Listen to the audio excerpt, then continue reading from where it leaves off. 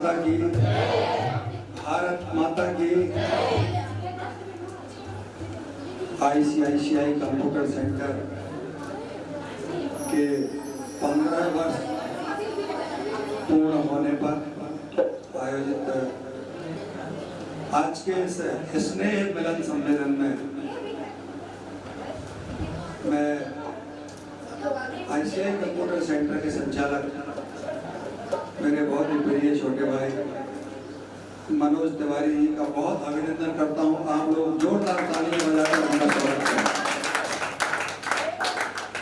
मंच पर मेरे साथ छात्र नेता विद्यार्थी परिषद के बहुत ही ऊर्जावान कार्यकर्ता मेरे छोटे भाई नमन जैन जी, आदरणीय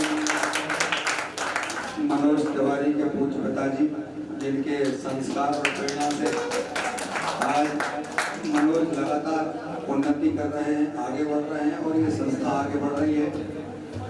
सामने विराजमान हमारी छोटी बहनें, बेटियों जैसी बहनें, कुछ हमारी बेटी की उम्र की हैं, कुछ हमारे छोटे भाई हमारे बेटे जैसे, आप सभी को मैं बहुत शुभकामनाएं देता हूँ, बहुत बधाई देता हूँ।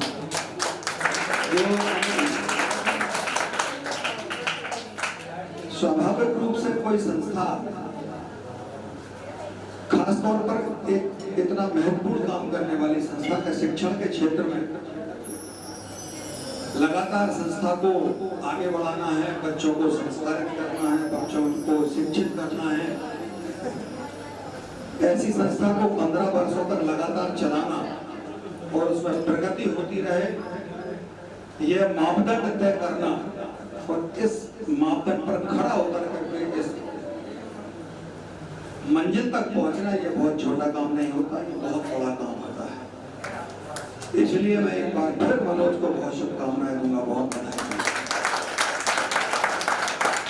और जो हमारे बेटा बेटी छोटे भाई बहन जैसे आप लोग बैठे हैं, मैं आपको भी बहुत धन्यवाद दूंगा जो आपने आपके पहले का बैच, उसके पहले का बैच, उसके पहले का बैच, 15 साल पहले का बैच, सब लोगों ने मिलकर के जो विश्वास मनोज तिवारी जी और आईसीआई, बेटियां थोड़ा चुप हो जाओ, हमें कोई बुराई नहीं आप बात कर रहे, क्योंकि बेटियों का स्वभाव होता है कि बात करना, लेकिन कभी कभी थोड़ा गंभीर होना भी सीखो तो शायद लाभ मिलेगा जीवन। तो आप सब ने मिलकर के पिछले 15 वर्षों से लेकर आज तक की संस्था को इस मुकाम तक पहुंचाया, मैं आपको बहुत बधाई देता हूं, शुभकामनाएं देता हूं। और मैं बड़ा भाग्यशाली हूं कि मनोज मुझे अपना बड़े भाई जैसा, मुझे अपना संरक्षक जैसा मानते हैं। उनके पिताजी, उनकी माताजी मुझ पर विश्वास करते हैं और इसलिए इस संस्था के हर आयोजन में मुझे बुलाते हैं और एक चूक ये करते हैं, ये बोलते हैं कि हमारे आज के मुख्य अतिथि, तो इनको ये कहना चाहिए कि हमारे स्थायी अतिथि, क्योंकि हमको स्थायी इन्हें बुलाना है, हमें आना है। तो मुख्य अतिथि को होता है जिसको आइए, आप भी आइए ना माता। मुख्य अतिथि को होता है जो बहुत बड़ा हो, जिसकी डिग्निटी बहुत बड़ी हो और जिसको बुलाने में थोड़ी दिक्कत जाए, जो आने में थोड़ी दिक्कत पैदा करे कि आ पाऊंगा कि नहीं आ पाऊंगा, बहुत व्यस्त हूँ।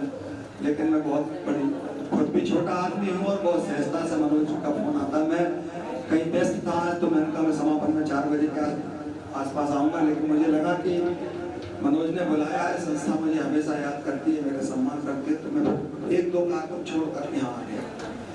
वास्तव में मैंने पहले भी कहा, मैं फिर कह रहा हूँ कि किसी संस्था को 15 वर्षों तक चलाना, सफलता के साथ चलाना। कभी कभी हम जब ये देखते हैं, हम लोग दूर से किसी दर्शक दीर्घा में होते हैं, कोई संस्था चल रही है, बच्चे पढ़ रहे हैं, पास हो रहे हैं, कोई सेकंड डिवीजन, कोई फर्स्ट डिवीजन, कोई और आउटराइट परफॉर्मेंस के साथ 75, 80%, 90%। तो जो लोग बाहर बैठ करके देखते हैं वो इन सब चीजों को बहुत सामान्य रूप से देखते हैं, लेकिन जो किसी संस्था का संचालक होता है, उसका त्याग, उसकी तपस्या, उसका समर्पण कितना बड़ा होता है, ये वो लोग नहीं समझ पाते जो दूर बैठ करके देखते हैं। अगर इस संस्था में आज 50 बच्चे, 100 बच्चे पढ़ रहे हैं, किस बच्चे, ये सरकारी स्कूल तो है नहीं, सरकारी संस्था तो है नहीं, सरकारी संस्था, सरकारी स्कूल कैसे होते हैं हम जानते हैं, किसी को किसी की परवाह नहीं होती। क्यों कि अगर सरकारी स्कूल में कोई बच्चा फेल हो गया, कम नंबर आए, वो छोड़कर चला गया, तो टीचर को कोई आपत्ति, उसे क्या लेने देना, उसकी तनख्वाह उसको मिलेगी।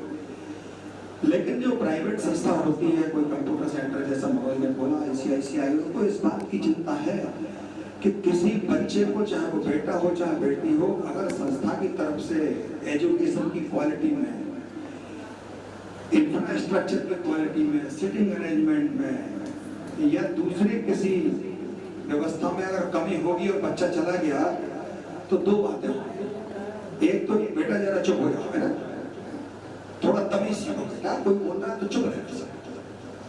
तो इस बात की चिंता करनी पड़ती है। दो तरह के नुकसान होते हैं। कोई बच्चा जो जाएगा इस संस्था को बीच में छोड़ करके किसी अव्यवस्था के कारण, तो वो जाकर के इस संस्था की बुराई करेगा स्वाभाविक रूप से, तो इस संस्था का नुकसान हुआ। और जब वो बच्चा बीच में छोड़ करके, चाहे वो बेटा हो चाहे बेटी हो, जब वो जाएगा, फिर नए इंस्टीट्यूट में उसको एडमिशन लेने में दिक्कत जाएगी, तो संस्था भी संकट में और बच्चा भी संकट में। इसलिए उस पूरे मैनेजमेंट को मैनेज करना बहुत कठिन होता है। इसलिए मैंने ये कहा कि जो लोग दूर से देखते हैं उनको बड़ा आसान लगता है, लेकिन इस तरह की संस्था चलाना, ये बात सही है कि मनोज तिवारी जी ने अगर ये संस्था खोली है तो उन्होंने अपने रोजगार के लिए खोली है। लेकिन मैं हमेशा एक बात कहता हूँ, आप बहुत गौर से मेरी बात को सुनो। स्कूल, एजुकेशन इंस्टीट्यूट, चाहे वो कंप्यूटर इंस्टीट्यूट हो या स्कूल हो, और अस्पताल, हॉस्पिटल से रिलेटेड अगर कोई किसी ने व्यक्ति ने अपने रोजगार के लिए कोई व्यवसाय का प्रारंभ किया है, तो ये बात तो सही है कि वो उसके व्यवसाय के लिए है, लेकिन उसके साथ उसकी सोशल रिस्पॉन्सिबिलिटी बहुत बड़ी होती है। क्योंकि इस विद्यालय में, इस इंस्टीट्यूट में कितना भी अच्छा होगा, हमारी बेटियां बैठी हैं, ये बेटे हमारे बैठे हैं, छोटे भाई, ये 90%, 95% आएंगे, या तो जो कंप्यूटर में जो आपके मापदंड होते होंगे टॉप करने के, नंबर्स नहीं होते होंगे, कोई ग्रेडिंग होती होगी। तो जब उस बच्चे की ग्रेडिंग बहुत ऊपर जाएगी तो उसके माँ बाप ये कहेंगे हमारा बच्चा पढ़ने में बहुत तेज है, हमारी बेटियां पढ़ने में बहुत तेज है, जिसके कारण उसको इतने नंबर मिले। लेकिन अगर उसको नंबर कम मिले और उसकी ग्रेडिंग कम होगी तो बच्चा, माँ बाप मालूम क्या बोलेगा, वो इंस्टीट्यूट खराब था, जहाँ ये बच्चा हमारा पढ़ता था बेटा बेटी, वो इंस्टीट्यूट में पढ़ाई ठीक नहीं होगी, और नंबर अच्छे आए तो हमारा बेटा बेटी समझदार है। इसलिए बड़ी विडंबना है, कोई भी कमी होगी तो समाज में चर्चा करने के लिए लोग तत्पर बैठे हैं कि हाँ ये कमी है। अच्छाई कितनी भी होगी आपकी जिम्मेदारी है। इसलिए मेडिकल लाइन में और एजुकेशन लाइन में सोशल रिस्पॉन्सिबिलिटी, सामाजिक जिम्मेदारी बहुत बड़ी होती है। बहुत आसान नहीं होता किसी शिक्षण संस्थान को चलाना, कोई गारंटी नहीं सफल होगा कि नहीं होगा। कंप्यूटर सेंटर खोल लिया 2008 में, कितनी बड़ी रिस्क होगी, मनोज की उम्र भी बहुत कम होगी, पैसा भी लगा, इंफ्रास्ट्रक्चर भी लगा, फिर इसके बाद अगर थोड़ी बहुत क्वालिटी एजुकेशन में कमी रहेगी कि बच्चे चले जाएंगे। इन सारी चीज़ों को जो मैंने कहा, टीचिंग स्टाफ का मैनेजमेंट, एजुकेशन की क्वालिटी, इंफ्रास्ट्रक्चर की क्वालिटी, एक कमरा अगर ये है 15 बाई 20 का तो उसमें 4 पंखे होना चाहिए, ये भी जिम्मेदारी है, वेंटिलेशन भी हो, मंच भी हो, ये सब चीजें बहुत कठिन है। मैंने ये बातें इसलिए कही हमारे प्रिय बेटा बेटियों, छोटे भाई बहनों जैसे आप लोगों से, कि दो बातें फिर मैं कहूँगा। एक तो ये कि आपको इंस्टीट्यूट की चिंता करना है, और ये बात मैंने पहले भी आपसे कई बार, इस तरह के इंस्टीट्यूट में जब आप लोग पढ़ने के लिए आते हैं तो मुझे कोई गलतफहमी नहीं, आप सब लोग मध्यम वर्गीय या निम्न मध्यम परिवार के बच्चे हैं, अमीर परिवार के बच्चे नहीं। अमीर परिवार के बच्चे किसी बड़े इंस्टीट्यूट में भोपाल, इंदौर, मुंबई पढ़ते हैं। आप लोगों को इस इंस्टीट्यूट की गरिमा को भी बनाए रखने की चिंता करना है, और खुद का कैरियर कैसे बने इस बात की भी चिंता करना है। और कैरियर के साथ साथ आपको अपना जो व्यक्तित्व है, हमारा व्यक्तित्व में बहुत सारे आयाम होते हैं। हमें पढ़ाई में बहुत अच्छा बनना है, हमें एक अच्छा इंसान बनना है, हमें डिसिप्लिन भी बनना है, हमें हमारे साथ वाले जो भाई बहन पढ़ रहे हैं उनकी भी चिंता करना है। आमतौर पर जब इस अवस्था में जो 17-18 से लेकर के 20-22 साल की उम्र के जो बच्चे होते हैं, एक हमारी मेंटालिटी रहती है, मानसिकता रहती है कि हमें मस्ती करना है, हमें एक दूसरे को चिढ़ाना है, हमें एक दूसरे को नीचा दिखाना है। ये मस्ती करने के लिए अगर हम करें तो कोई बुराई नहीं, लेकिन हमारा इंटेंशन खराब ना हो, इस बात की चिंता करनी चाहिए। हम जिंदगी में एक बात देखना पड़ेगी। मैं हो सकता है पिछली बार जब मैंने बात रखी हो तो आप बच्चे ना हो, पिछले बैच के बच्चे हो, तो शायद वो ज्यादा अच्छा रहेगा। आप लोग, मैंने कहा कि मध्यम वर्गीय परिवार से हैं।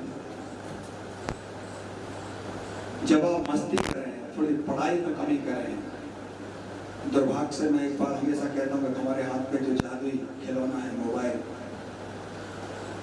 ये मोबाइल कितना उपयोगी है और कितना इसका मिसयूज हो रहा है।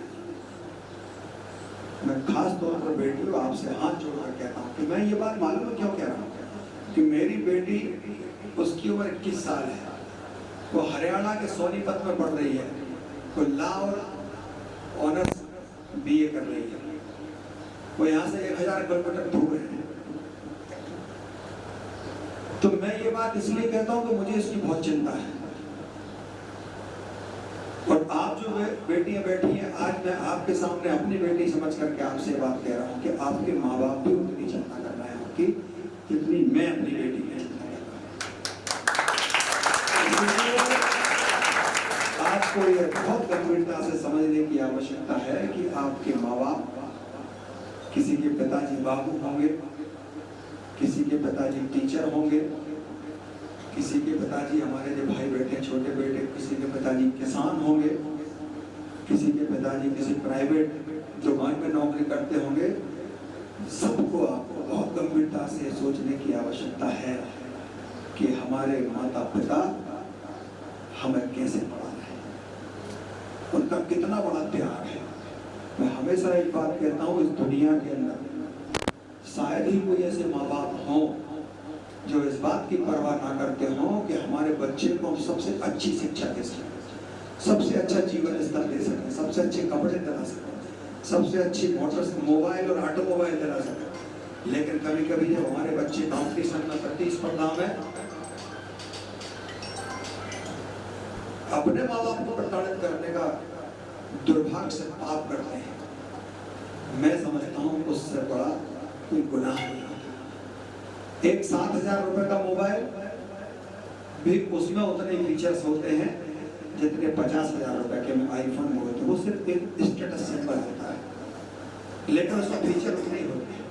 अगर आपके माँ बाप ने आपको 7000 रुपए का मोबाइल आपकी पढ़ाई करने के लिए दिलाया है, उनसे ये कभी कल्पना मत करो कि मेरे साथ रहने वाला किसी अमीर बाप का बेटा, अमीर बाप की बेटी अगर 50,000 का मोबाइल रखे हैं तो मुझे भी चाहिए। आपको इस बात के लिए धन्यवाद देना अपने माँ बाप को कि आपने मुझे मोबाइल दिला करके मेरी जिंदगी को सुगम करने का आपने काम किया। हमारे पास अगर किसी ने 40,000 रुपए की मोटरसाइकिल या स्कूल में दिलाई हमारे माता पिता ने, हम अपने किसी अमीर बाप के बेटे या बेटी के साथ ये कल्पना करते हैं कि हमको 1 लाख रुपए की मोटरसाइकिल चाहिए, और इस बात के लिए हम उनको प्रताड़ित करते हैं, जिससे बड़ा दुर्भाग्य नहीं।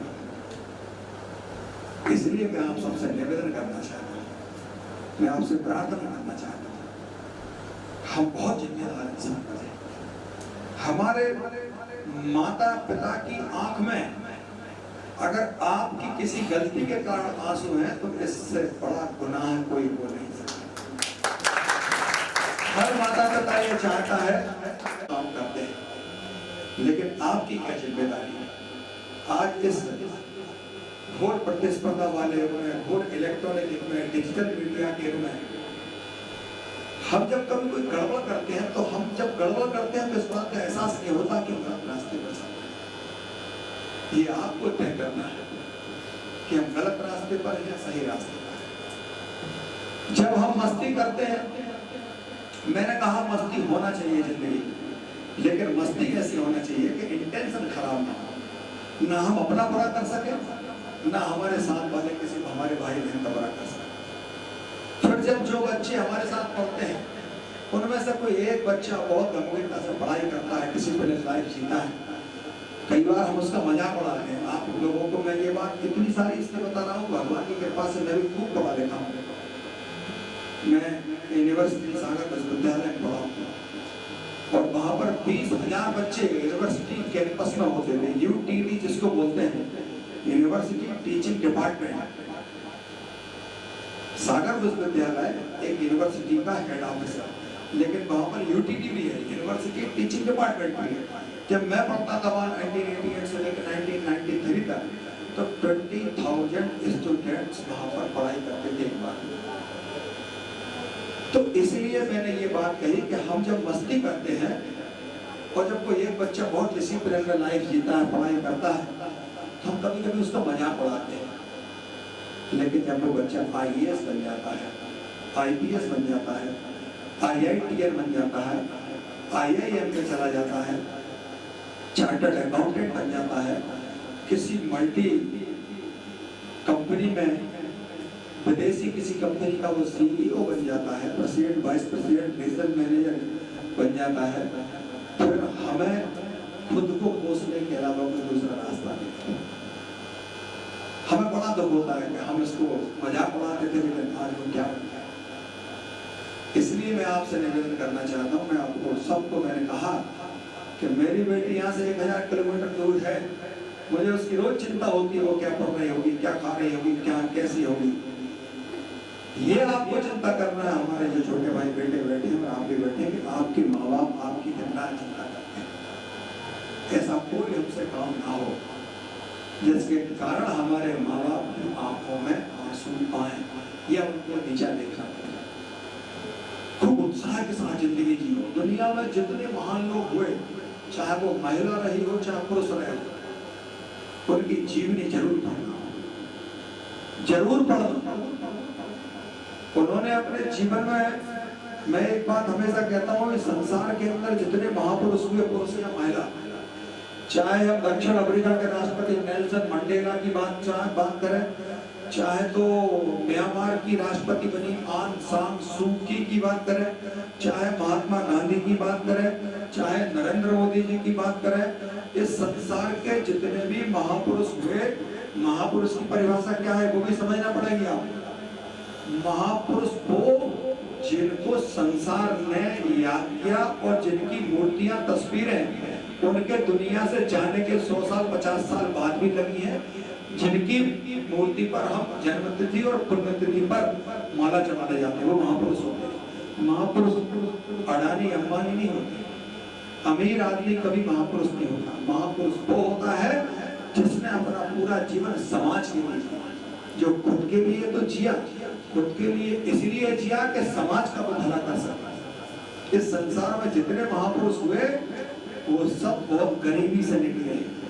एक भी व्यक्ति का ऐसा आप नाम नहीं बता सकते जो किसी बहुत अमीर परिवार में पैदा हुआ हो, जो महापुरुष की श्रेणी में आता हो, ऐसा कोई नहीं। इसलिए मैंने ये बात आपसे कही कि अगर आप तुलनात्मक रूप से थोड़े से अर्थ के अभाव में जिंदगी जी रहे हैं, तो भी आपको बड़ा आदमी, अमीर आदमी नहीं, अमीर और बड़े में अंतर है। अमीर आदमी कोई भी बन सकता है, काला धंधा करने वाले भी अमीर बन जाते हैं, लेकिन बड़ा आदमी, इसको लोग कहें, इसको लोग याद करें, चौराहे तो खड़े होकर उसकी तारीफ करें, बड़ा आदमी बनने के लिए कभी भी गरीबी जिंदगी में आड़े नहीं आई। इसलिए आप इस बात का अफसोस ना करें कि हमारे पास कुछ पैसा कम है, परवाह इस बात की करें कि जितना हमारे पास है इस देश के अंदर, हम अगर इस विदिशा शहर में रह रहे हैं, तो परवाह इस बात की करें कि जितना आपके पास पैसा है उससे कम में कितने लोग जिंदगी जी रहे हैं। हमारे पास 7,000 रुपए का मोबाइल है, मैंने कहा 7,000 का, ऐसे कितने लोग हैं जिनके पास 5,000 2,000 का है, या हजारों ऐसे लोग हैं जिनके पास मोबाइल नहीं। हमारे पास 40,000 की मोटरसाइकिल है, ऐसे कितने लोग हैं जो सेकंड हैंड मोटरसाइकिल या स्कूटर या स्कूटी से काम चला रहे हैं, और हजारों लोग ऐसे जिनके पास है ही नहीं, पैदल साइकिल से कई किलोमीटर तक चलते जाते हैं। लाल बहादुर शास्त्री जी भारत के प्रधानमंत्री बने, आपने सुना हो। पैदल जाते थे 5 किलोमीटर, फिर गंगा नदी में इलाहाबाद में आधा किलोमीटर तैरते थे पीठ पर कपड़ा बांधकर, फिर 2 किलोमीटर पैदल चलते थे, अपने स्कूल जाते थे, वहां से लौट कर आते थे, फिर नदी में तैरकर घर जाते थे, और घर पर लाइट नहीं होती तो स्ट्रीट लाइट में पढ़ाई करते थे। वो लाल बहादुर शास्त्री देश के और वो लाल बहादुर शास्त्री ऐसे प्रधानमंत्री बने ना भूतो ना भविष्य, जिन्होंने नारा दिया था जय जवान जय किसान। बहुत कम समय के लिए बने, लेकिन पूरा हिंदुस्तान में आज 140 करोड़ के इस देश के अंदर किसी भी राजनीतिक दल का व्यक्ति हो, वो कांग्रेस के थे, मैं भाजपा का हूँ, आज अगर 50 करोड़ लोग भाजपा के हैं या सपा बसपा और दूसरी पार्टियों के हैं, एक भी व्यक्ति ऐसा नहीं होगा जो लाल बहादुर शास्त्री के व्यक्तित्व पर उंगली उठा सके। इसलिए गरीबी कभी आड़े नहीं आती, अभाव कभी आड़े नहीं आता। जिंदगी जीने का मकसद होना चाहिए, मंजिल को पाने का मकसद होना चाहिए, जोश हो, जुनून हो, सकारात्मक जोश हो, जुनून। हम आगे बढ़े, अच्छी सोच के साथ आगे बढ़े और अपने मंजिल को हम पाए, हमारे अपने माता पिता के सपनों को पूरा करें, अपने सपनों को पूरा करें। और कुछ लोग कहते हैं कि भाग बड़ा होता है। एक किसी बहुत बड़े फिलासफर ने कहा कि हाथों की उंगलियों पर, हाथों की लकीरों पर इतराने वालों, भाग उनके भी होते हैं जिनकी हथेलियां नहीं होती। अगर किसी के हाथ कटे हों तो भी उसके भाग होता है। इसीलिए मैं आपसे कहना चाहता हूँ बेटा बेटियों, खूब आगे बढ़ो, जिंदगी में खूब मेहनत करो, परिश्रम की पराकाष्ठा करो, अपने लक्ष्य को पाने के लिए सकारात्मक सोच के साथ आगे बढ़ो, भगवान पर भरोसा रखो और मेहनत करो, आगे बढ़ो। जिस संस्था में आप पढ़ रहे हो, यहाँ के टीचर्स का सम्मान करो, इज्जत करो और इस संस्था की इज्जत करो, अपने माँ बाप की इज्जत करो, खूब पढ़ो, खूब मस्ती करो। मैंने बार बार कहा, मस्ती नेगेटिव नहीं होना चाहिए, मस्ती पॉजिटिव होना चाहिए। आप सबको बहुत शुभकामनाएं। मनोज तिवारी जी के 15 वर्ष पूरे हुए, मैं भगवान से प्रार्थना करूँगा जब 30 वर्ष पूरे होंगे तब भी मैं आऊँ, 45 वर्ष पूरे हों तब भी मैं आऊँ, और अगर कोई नए बच्चे ऐसे मिले हम बात करें। बहुत बहुत बधाई, बहुत शुभकामनाएं भगवान से। आपसे वचन की कामना करता हूँ, आप अपने परिवार का नाम रोशन करें, इस संस्था का नाम रोशन करें, विदिशा शहर का नाम रोशन करें। भगवान से प्रार्थना है आप मध्य प्रदेश और देश का नाम रोशन करें। आप में से कोई हमारी बेटी ऐसी बन जाए जो सुषमा स्वराज बन जाए, कोई बेटा नरेंद्र मोदी बन जाए, कोई अब्दुल कलाम आजाद बन जाए। आप सबको बहुत बहुत शुभकामनाएं।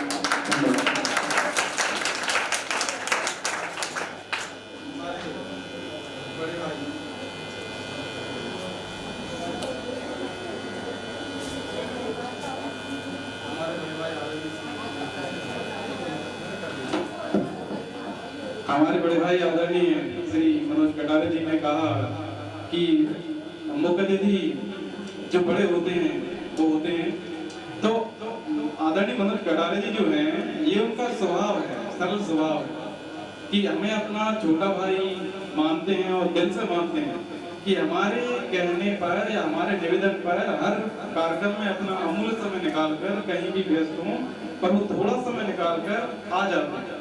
ये उनका स्वभाव है। बाकी इससे ये नहीं है कि आप जैसे नहीं आएंगे तभी जैसे कि बड़े होते हैं, तो ये तो स्वभाव रहता है।